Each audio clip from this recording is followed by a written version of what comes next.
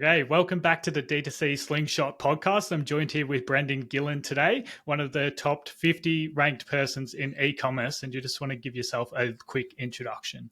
Yeah, awesome. Thanks for that.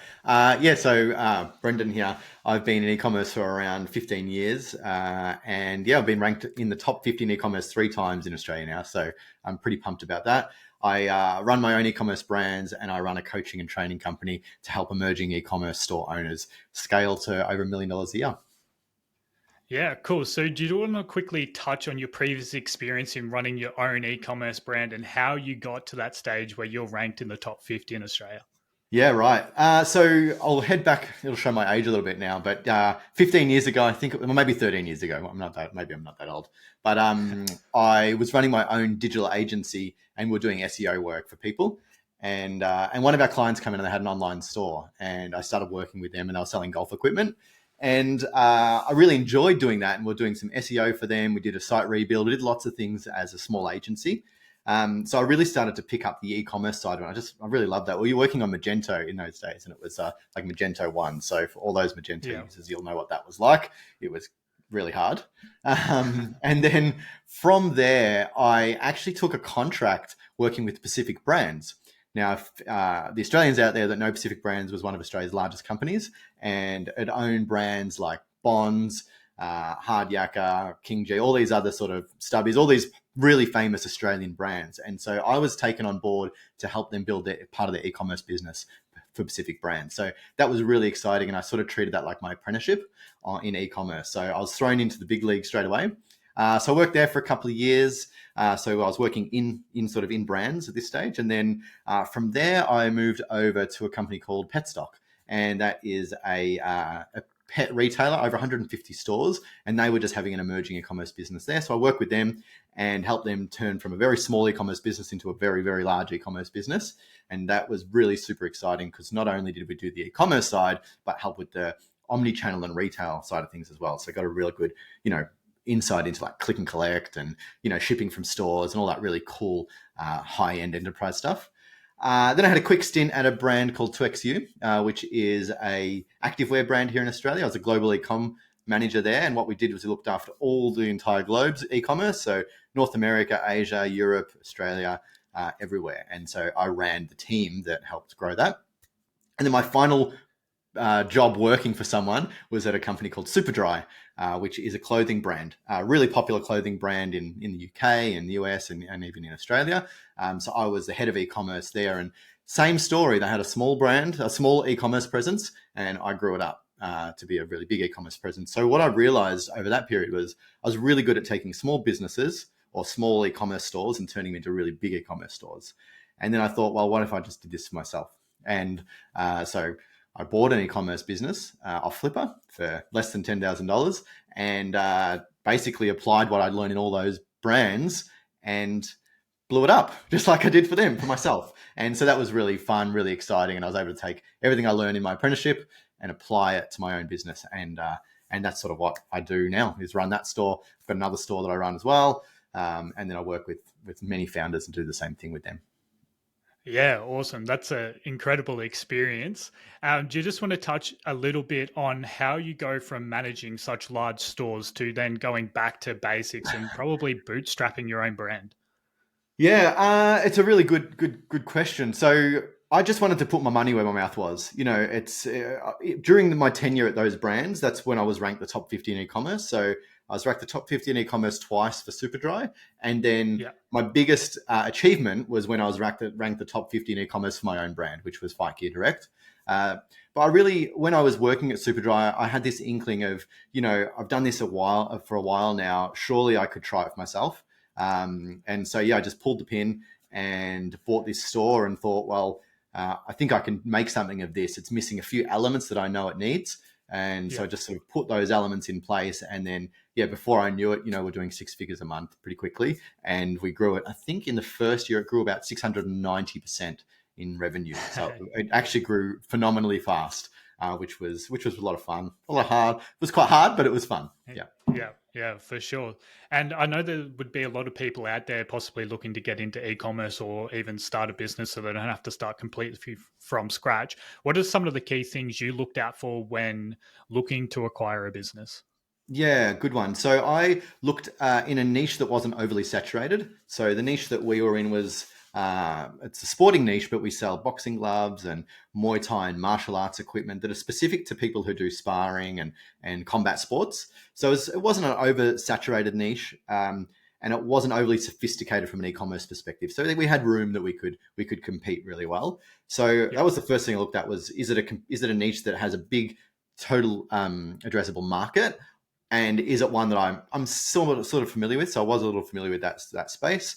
And is it one that I think I can penetrate and do good things on? Like, who's my biggest competitor? Can I outcompete them? Right. And so all those boxes were ticked. The other thing I looked at was what opportunities does this store have that they're currently not realizing? So, are they using all the traffic channels that they could use? How long has the site been around for? Does it have some SEO value, or can it have more SEO value? How big is their data, the customer list? How in demand are their products? So I sort of looked at those things, and if any of those I thought I could work on, I would go for it.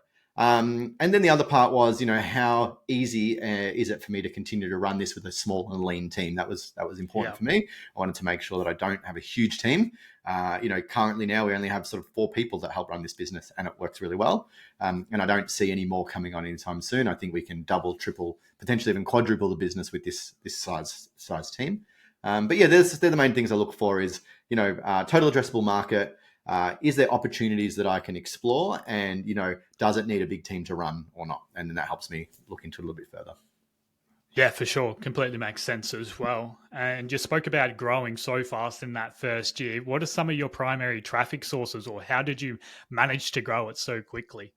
Yeah, we basically looked at our product profile. So the previous owner did a really good job of the store, but didn't really expand the product range, didn't have good depth in product, just really sort of had a really small product range. So the first thing we did was we went and got new suppliers on board. So we signed up brands like Adidas and Punch, which is a really big brand that sells these products. And we expanded our product range pretty quickly. And just by putting those products in gave us a little bit more authority in market when you have such big brands that people realize. That was our first point of call. So we extended our product range.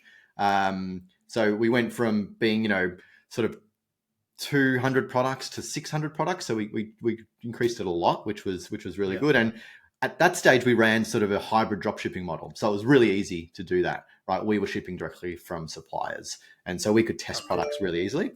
That was the first thing. Then we looked at our different traffic channels. So one of the biggest ones that worked for us was Google Ads. Went really hard on Google Ads, and that worked really well. It was in the days where smart shopping was really popular, and that helped us get a lot of cut through and really take market share pretty quickly. Once we did that, then we were growing our email list. That was a really big one because we knew if we were acquiring the customers, we wanted to keep them and be able to get repeat purchases from them. So our email strategy was a really core one, all while building out our SEO strategy. So we call that the traffic trifecta. So we think about how do we get people that we pay for, because that means we get sales straight away. Then how do we take that person's customer information, keep it inside so that we can continue to market to them for free effectively. That's where you get customers not as quickly, but you get them consistently, which is really good. And then the final part of the trifecta is organic traffic. So that's through SEO and social media.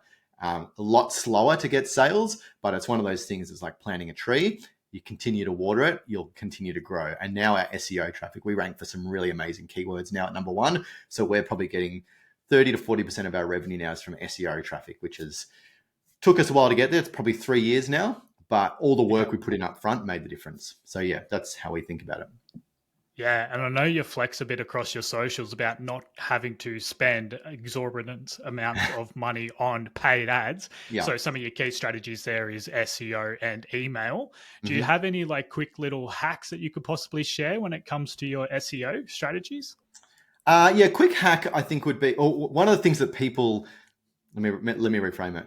One of the things that people forget about is making sure that they optimize the page in its entirety. So often they'll just do optimization of the headlines and of the text on the page. But what people don't do is they don't optimize the images for the keywords. They don't optimize the alt tags. They don't optimize the image names. These are all things that help rank, because if you think about search engines now, they're not just about text-based search engines. When you type something in now, what comes back? You get videos, you get images, you get recipes, or depending on the structure of the data. So the quick hack is rename your images to match the keyword, put alt tag ins to match the keyword, and then also look at structured data. That's a really important part of structured data. And I did do a video on my TikTok recently about using structured data, and one on YouTube with a bit more detail. So that goes in super detail for anyone that wants it. Yeah, cool. And then what about some of your organic strategies of, well, like, are you posting across every platform, or have you dialed in, say, TikTok, for example, or? To be honest, we're not heavy on organic right now. So one of the things about this business is we don't actively do the sport as much as probably some of our competitors. So we don't have the ability to create content as easily in this category. And sometimes when you sell products that, you're just selling them because it's a category that you think has opportunity, it's a lot harder to actually create content on those. In saying that, though, we have recently just hired an ambassador in our business, and they are in that space, and we're currently getting them to create content for us. So they're currently doing short form reels for us. They're doing some images and some graphics and some photography for us, and we'll be using that across all our platforms. So we'll probably hit TikTok, Instagram, and YouTube really hard, and then we'll leverage that content across our own platforms as well. Yeah, awesome. That sounds really good. Because and your paid strategy, have you scaled that up now since you found that it was working, or have you sort of just relied on those SEO and email marketing strategies? No, so the paid strategy is still super important, but what it means is you use paid to get your first time customer, okay, Yeah. and then you bring them into your funnel. So if we can get more first time customers that come into our funnel or land in our world, then it means our lifetime value is going to go up. And that means that we can spend more upfront to get a new customer if we can make sure that we're retaining them. So yeah, we're definitely continually increasing our spend on our paid daily almost now, just to get those more first-time customers. But we only do that because we now know what our lifetime value is. If we didn't know what our lifetime value is, it'll be a lot harder. And it's hard to know lifetime value for starter brands because they don't have the history. Whereas now we've got sort of 3 years of trading. We sort of know exactly how much we can spend on our first customer because we know the likeliness of them shopping again with us. Yeah, for sure. And with your coaching clients, so these are people that are starting their own e-commerce stores. What are you telling them to do in the beginning stages? Yeah, it's exactly the same strategy we used on Fight Gear Direct. They will buy the customers first, so we have to pay for customers to start with. We look at the metrics, though, of the unit economics. I'll start that again. We look at the unit economics for that customer, though, because we want to make sure that even though the first customer does cost you money, we want to make sure it's profitable. So we look at things like, what's your gross margin going to be? How much have you got left to spend on marketing? And making sure we don't cap out too much on that. Because what a lot of people do is they'll do a ROAS and they'll say, I'm getting a 2 or 3x ROAS on this sale, but actually it's an unprofitable sale. And if they don't know how to get the customer back, then the business is going to go into decline pretty quickly. So with our coaching clients, what we do first is we work out the unit economics, work out how much they've actually got to spend on marketing, and then we can work out our ROAS target or our CPA targets based on what their margins are. So this is often why you'll hear coaches talk about making sure that your gross margin is as big as possible, because the bigger your gross margin is, the more you've got to spend on marketing. If you've got a really tight gross margin, then you don't have enough to spend on marketing, and you'll just continue to lose money. Yeah, it's especially hard with those tight margins. Me being a paid advertiser, I'm like, if you don't have margins like above 50% at least, it's like really hard to actually take you on as a client, because once you start actually advertising, the client's going to come back and be like, hey, you're producing what looks to be really good results, but at the end of the day, I'm not seeing that transfer into my bank account. And it's because you're just cutting too far into your margins. So it is super important. And I don't think a lot of beginners actually understand how important it actually is to understand those unit economics. And it's like the most important thing you could possibly do when running a business. 100%. And then I think the thing is about forecasting when the second purchase of that customer is going to be. It's really, really important. So I was at a conference last week, which was an online an invite only conference for premium pure play stores. And one of the stores we talked to was they said they actually don't see profit until their third customer. No, it's their third purchase of the customer, I should say, which is really interesting because I've got clients that are competing in that same category and they're trying to get profit on the first purchase. But if they're playing with these big companies that are waiting until the third purchase, it gets really challenging for smaller brands because how do they get to the third purchase and how can they actually sustain their business financially like that? So definitely having margins up front makes it a lot easier. Yeah, for sure. And some of those brands are crazy. Like, imagine not making $1 until like a customer's third purchase. Yep. I'm sure that would cause some cash flow issues as well, and Yeah, there's probably some really absolutely. stressful times. So if you can, definitely work on your margins, talking to logistics and stuff like that to improve it in any way you can. Obviously, shipping's gone through the absolute roof over the last couple of years and has destroyed small business a lot. But yeah, to be working on those margins is super important.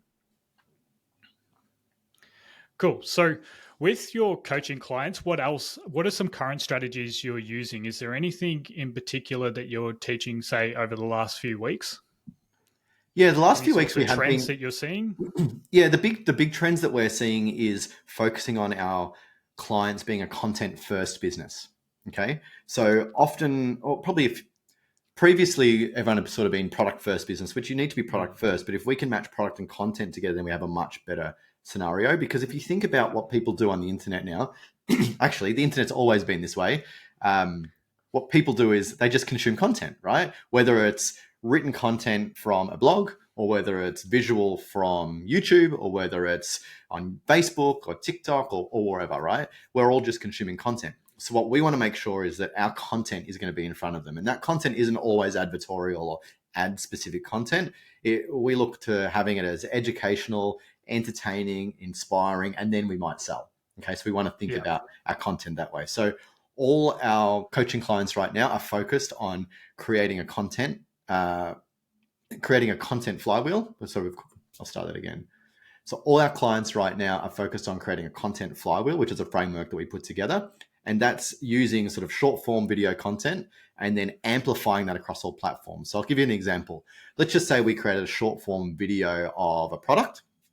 We will have a hook, we'll have a process, we'll have a pain point, and we'll have a call to action. But what we would do with that is we'd film the video, but we would also then amplify that across all the channels. So we might turn that video into a carousel for our Instagram. We might turn it into a written blog post for our blog site. We might turn it into an email to be emailed out to our customers. And then we might even amplify it with ads. So we're using this one piece of content and we're amplifying across everywhere. And that's the content flywheel that we use in our program. And we're getting super good results for that because that actually ties into the 3 traffic sources that we talk about, right? It plays into paid because we're amplifying ads, pays into organic, so we're creating blog posts, and it creates email content for us. So content first businesses is a strategy that we're doing now, and it's working really, really well. Yeah, and something for my clients that I'm always asking for is content, content, content. Like you can never get enough of it. Yeah, so that's super important. So, and in those content strategies, are you promoting people get their face into the videos more, or find somebody in their team that can doing like day in the life or behind the scenes? I think TikTok's really changed the game in that area. Yeah, we have a whole heap of different types of videos we recommend. Some of them are talking head videos, which is like the ones you just talked about. Some of them are just, flat lays or product only videos. Some of them are like founder stories. Some of them are like, us versus them. They could be a day in the life, a get ready with me, behind the scenes. Yeah. So we recommend a whole wave of different content, not just a single style. We actually give them a framework to use, which helps them decide what sort of content to use and when. Because if you just have the one style of content for a brand, it gets pretty boring pretty quickly. But the other thing is if it's overly salesy and overly product led, then you don't get the engagement. And some of the biggest TikTok brands that have taken off have always been founder driven TikTok channels, not product driven TikTok channels, because at the end of the day, people buy from people. And if they don't know who it is that's selling the brand, they're just going to think you're this big corporation that is not going to trust you. So we encourage people to get behind the camera as best as possible. Look, you don't have to. We just find you get much better results that way. Yeah, once you scale that personal brand as well, you have that forever. Even if you do sell the business or you move Mhm. on to another thing, then you still have that personal brand. And attention is money in this day and age. Yeah, and I think what I spoke about before with my brand Fight Gear, where we're not necessarily proponents of the sports, we have been able to leverage people who are and make them our face, if that makes sense. So we'll start to see that over the next few months anyway as we roll that out, because we knew we couldn't actually, um, because we knew that people, when they seen us try and do the sport, we wouldn't look authentic. And I'll tell you a little story about one brand I worked for. It was a brand that sold workwear, like the workwear that tradies wear, and Yeah, they spent would have been $100,000 on this marketing campaign. And it was a video of this a TVC, television commercial of this tradie with this big pneumatic drill, and he was on this massive rock, and he's drilling this thing in here, this pneumatic drill, and it was this beautiful thing with all this smoke coming off and these rocks flying up, and it was a cinematic extravaganza. Like, it looked amazing. yeah, However, because the person that was scripting it, filming it, the models, the talent, all that sort of stuff, didn't know what they were doing, the minute a tradesperson who knew how to use that tool looked at it, they said, they don't have it plugged in. Like, it wasn't plugged in. But they spent $100,000 yeah, on this entire campaign, and yeah, it was just completely flawed. Every trader looked and said, "This is fake. Why would I believe them?" So yeah, it's good to be authentic and be real. Don't try and be fake. And I think that's what we learned. Was if I went out there and started to preach about some sort of box, I'm not a boxer. I'm a martial artist, so I do know the space. But if I was to try yeah, and teach boxing, it's not my space. But if I went to try and do it, they'd say, "Well, this guy doesn't know what he's talking about," and then you'd lose credibility. So it's important that if you are going to put yourself in front of the camera, that you are authentic and you're credible, because you are representing your brand at the end of the day. And if you're not proud or credible of your own brand, then maybe you shouldn't be running it. There's also the other part. yeah, for Yeah. sure. And the comments can get hella aggressive or Yeah. controversial as well. Like if you go into a comment section and it's like a house inspection, or Oh, maybe it's an apprentice doing some work or something like that, it can yeah. be ruthless in those comments, and yeah, they'll destroy you Absolutely. pretty quickly. Yeah. Yeah. So 100%. yeah, cool. And how are you currently using the AI revolution at the moment? Shopify come out and announced a pretty big update the other day. Mhm. And how are you using ChatGPT for your clients, your coaching, and even in your own business? Yeah, we're using it a couple of ways. So I guess the first and the easiest way that probably most people are using it now is we're using it for copy on our website. So we're using it for product descriptions, SEO descriptions, everything like that. The key though to it is not just copying and pasting the description out of a chat GPT. We would then run it, we call it washing the content. We might run it through a tool that, changes the content so that it, isn't AI readable. So, we can detect, or AI detectable, I should say. Um, I might say that part again if that's okay with you. If you want to cut that bit Yeah, out. that's fine. Yeah. Yeah. So we use ChatGPT quite extensively, predominantly for things like product descriptions, for writing blogs, and writing collection descriptions. But one thing that we make sure we don't do is that we don't just copy and paste it out of ChatGPT and paste it into our website, because that can actually be detrimental to SEO, because there's AI detection tools out there. And if we think about it, right, if you think about how AI is taught, it consumes all this content and then it spits it back out to you, right? So if the internet is being fed with AI content over time, then we're actually feeding the AI its own content, and AI doesn't like that. And Google's Bard is very similar. They won't actually ingest AI content because they don't want to learn from itself, because it's Yeah. self-deprecating. So that's one thing. We use it for content. That's really important. We're also now using it for ideas. So that's always a big one for Yeah. us. Is we have this social calendar, and this is the topic we want to talk about. Give us 15 video ideas, and it will help us build that out, and we'll help build out a social calendar. And that will be one of them. We're using it to try and come up with short form video scripts. So we plug our framework that we've got into ChatGPT, and we use that to help us write our video scripts. And that's been pretty good as well. So we're using it just sort of as an assistant for now. We are seeing some really interesting tools around data analysis, and we're playing around with that now. So throwing in sort of, some sales numbers in there, some merchandising numbers in there, and trying to learn a bit more about the data. Because one thing, when I'm now in a small business, I don't have the benefit of like data analysts and business analysts Yeah. that I had in my bigger teams. So being able to use ChatGPT to do that's going to be a game changer for us. It's not out yet, but I know it's super close. So that's one thing that I'm waiting for it to come by. And then the Yeah. final That's one, sort of you go. Sorry, go. Oh, I was just going to say, yeah, that's sort of what Shopify is releasing at the moment is that integrated AI into the systems to give you sales forecast, or maybe you've had a down week over the last month and you, or down week over the last month, maybe you've had a down month and you go to the AI and be like, hey, I'm not sure why we haven't really changed anything in the business. And AI will spit back, hey, the industry is actually down due to the weather outside. Maybe it's not snowing enough to sell ski gear or something like that. So I think it's going to be pretty powerful, and yeah, it's going to revolutionize the space. 100%. Yeah, that was that Sidekick announcement that was put Yeah, out there. One thing that one of my clients is doing really well, which and this is why I love having coaching clients because I learn just as much from them as they do from me. yeah, He's actually built out multiple different chats for different roles in his business.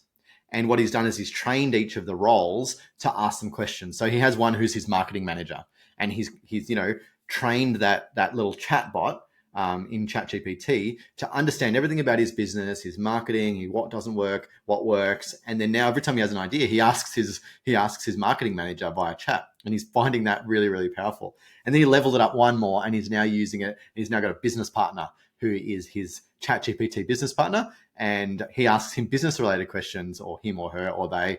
I don't know yeah. what they are, but he asks the ChatGPT business related questions, and he has someone to bounce ideas off. And I find that really, really powerful. It's an interesting way to use it. So I think Sidekick for Shopify is almost going to be like that for e-commerce entrepreneurs. Yeah, it's going to be game changing. And once you can train a chatbot to maybe learn everything about your store, then it can Mhm. pretty much take over customer service emails as well, which is an absolute time drainer for small business owners.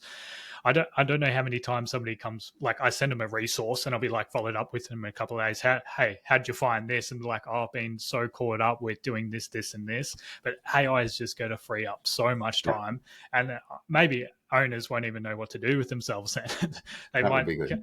get to this stage where they're like, oh, I used to spend all my time on emails, but how do I actually go back into working on the business instead of in it?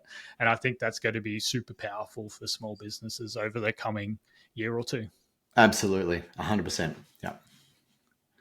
Yeah, cool. So you want to, I think you mentioned that you had a speaking event coming up as well. Do you want to touch on some of those gigs?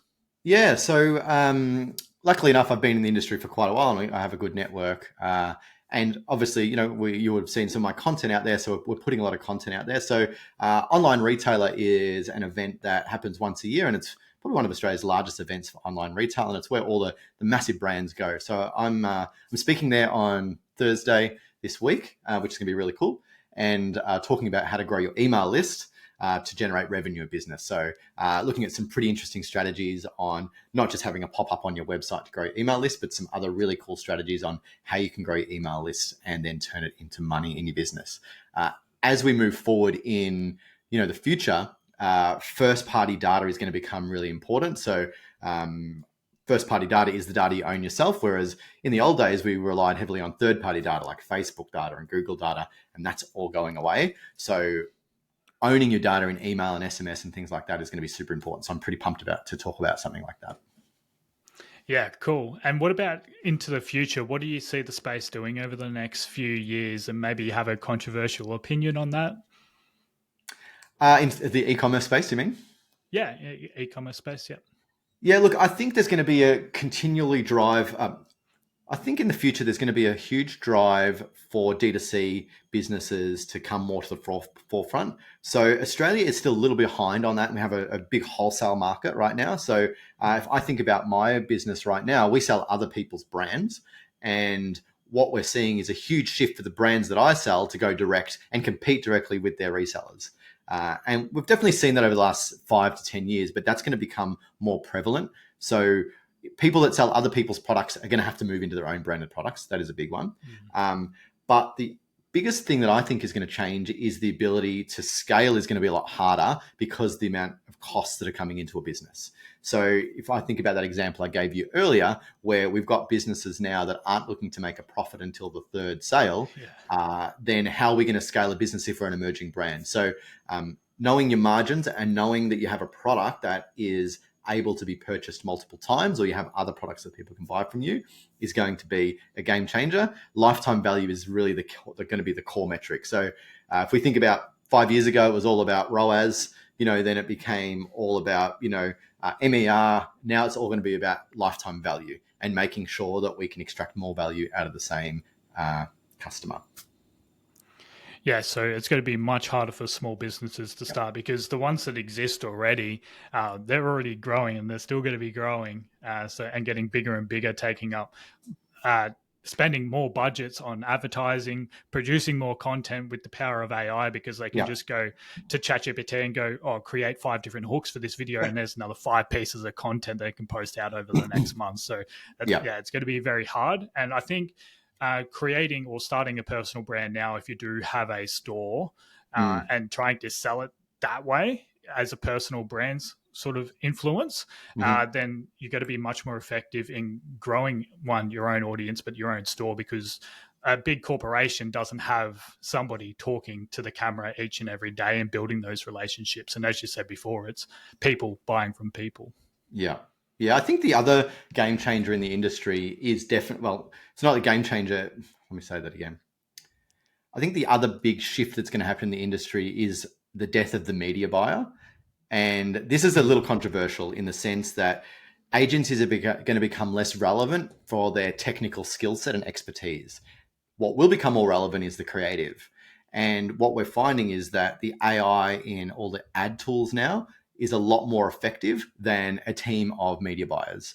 So we can throw content into Facebook now using the dynamic content testing tool, and we can just throw dynamic content in there. And what happens is the AI will basically tell us whether our content is good or bad, because it's going to go out and put it in front of the people that thinks it's going to like it. And if they like it, they'll like it. If they don't, they don't. And it will kill it straight away. So if we think about Facebook ads in the past, it all used to be about choosing the right audience and finding the right people and doing it that way. That's completely gone. We're now going broad, and it's the creative that's going to find the right audience. So that's going to be the big game changer. And, the skills that we had in Facebook 3-4 years ago are gone. The same thing has applied in Google, and we can say it with Performance Max. That's all about throwing the content in and letting the AI do the work, and then just using content to find the audience, not using the audiences, if that makes sense. So that's probably the biggest one that I think is going to be a game changer for the industry, for sure. Yeah, you're throwing some shade at my service. But I know I wasn't going to say it, but I'm like, I have to, because it's true. Yeah, I'm seeing the exact same thing, and I feel like I'm becoming more of a project manager each and every day rather than a media buyer. Mm-hmm. And I'm trying to position or shift my services to suit that need as well. So instead of spending hours trying to hack the ad account, I'm spending more time on creative and project management or helping in other areas of the business rather than all my time spent in Facebook. I definitely agree with that. And like Advantage Plus campaigns at the moment are absolutely crushing it. And there's pretty much next to no effort needed to make one of those work at the moment. You do need good creative and copy, but other than that, like, it's not hours trying to find the right audience interest or whatever. No, exactly. I totally agree with your point there, even though you're throwing shade at me. I know. I wasn't going to talk about it because I know that's what you do, but it's reality, right? It's what's going to happen. Yeah, no, it's good. It's good. Well, do you have any other ending thoughts or any other controversial opinions that you want to throw out there before we jump off today? Look, I think for any emerging stores, the main thing they need to think about is being consistent, okay? And the main thing they need to think about is being consistent and stay the course, okay? I always think e-commerce is a marathon, and, I've been in it for, what did I say, 13 years? I don't know. There's around that time. I'm trying to forget how old I am. But what I'd noticed over that time, there was not quick successes. It took us years to get from, a $500,000 business to a $50 million business, right? That's not something that happens overnight. Even that was a big jump, and we had lots of money that we could throw at it. But even smaller businesses, like the growth that we had out of my business, still took a couple. Like the first year was a huge growth. The second year was a little bit harder, right? But it is definitely about being consistent and not always getting distracted by the shiny new exciting tool, because the foundations are the things that always work. And if you get the right traffic, you've got the right product, and you give amazing service, then your business is going to do well no matter what. That's just really important, just to stay consistent and not feel like, it's not working. Just keep trying, because one day you'll become successful after years and years of hard work. That's what I've learned. Yeah, I think it's important to keep putting one foot in front of the other, Hmm. keep moving forward. And there's so many things you can be working on, especially with the power AI. You don't need to be an expert in absolutely anything. Just go out and fail forward. Yeah, absolutely. Cool. Well, thanks so much for coming on today. You shared a wealth of knowledge, and yeah, it was great having you on. Thanks, Lockie. It was awesome. Cool. All right, no worries. I'll just keep this recording in case we Yeah. discuss anything else quickly. Maybe we can Yeah, cool. chop it up in a clip. But yeah, how did you find that? Yeah, it's good. Yeah, I enjoyed it. It's always, I have in the back of my mind the things I want to talk about, and then sometimes they just don't come out. Yeah. But yeah, no, it's good. What about you? Was there enough value there for you to share with your audience? Yeah, definitely. Yeah, we'll be able to. Well, we're reducing the amount of clips we're producing from each podcast because we're doing about 15, but I found it to be too much. So I'm sort of revamping the socials at the moment, and Hmm. we're going to put a lot more effort into producing like higher quality clips. Yeah. So I think that's going to be really good, and yeah, you should be able to find some value from that. Yeah, no. But yeah, it was a little bit rusty. Probably both of us coming back off holidays as well, stuffed up a few I times. feel I But was, yeah, I agree with that. But yeah, I'm sure you can cut bits in and out. yeah, that's right. Yeah. I was taking some timestamps as we're going along as well. Yeah. But yeah, I Yeah. think that was a really good podcast and lots of value shared. And then, yeah, even like I wanted to focus a bit more on thought provoking questions or Yeah. like those controversial opinions that you shared. A bit better for social media, stronger Agree. hooks and that sort of thing, Yeah. rather than rambling on all the time. And I'll Yeah. also try not to ask long winded questions either. So hopefully I didn't do that too much. Yeah, no, I agree. It's interesting because I was thinking in the back that these are going to be shorts and not a podcast, which meant Yeah. I was sort of recorrecting myself every time. But yeah, Yeah, well, it's that's because what I've never done gets one the where most traction where at the moment. what's that? Sorry. The shorts, like the short form content, is the bit that gets the most traction. Yeah, They're the ones that gets the views, and then people who are actively engaged or want to go learn more, then they'll go watch the long form. yeah, yeah, yeah, Yeah, yeah. so it's 100%. important People to only get like those the short snippets form. anyway, right? Yeah, yeah, but it's good to post the long forms up as well. So we'll cut that up for you. Yep, The turnaround time has been about a week, so we'll try to that's get cool. that over to you next week, and Yep, then as soon as it's downloaded, uploaded to Google Drive, I'll send it over to you. You and yeah, your team can do whatever you want with it. yeah, But sweet. yeah, for our clips, it'll probably take about a week. Yeah, cool. Yeah, once you